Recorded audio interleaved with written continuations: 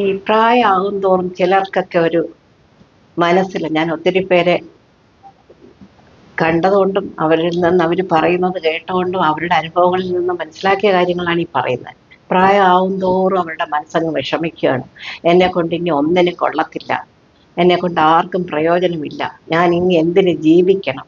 ഇതൊക്കെ വെറും തോന്നലുകളാണ്. നമുക്ക് പ്രായമാവും തോറുമാണ് നമ്മുടെ ജീവിതത്തെ ഏതൊക്കെ രീതിയിൽ നമുക്ക് സന്തോഷപ്രദമാക്കാമോ അത് ചെയ്യുക.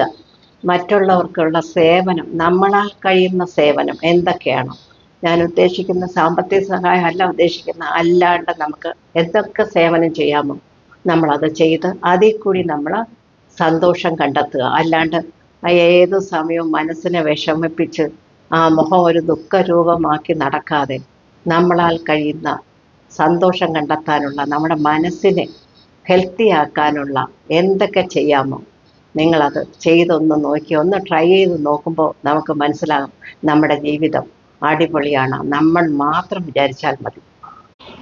ഈ പ്രായമാകും തോറും ചിലർക്കൊക്കെ ഒരു മനസ്സിൽ ഞാൻ ഒത്തിരി പേരെ കണ്ടതുകൊണ്ടും അവരിൽ നിന്ന് അവർ പറയുന്നത് കേട്ടുകൊണ്ടും അവരുടെ അനുഭവങ്ങളിൽ നിന്ന് മനസ്സിലാക്കിയ കാര്യങ്ങളാണ് ഈ പറയുന്നത്.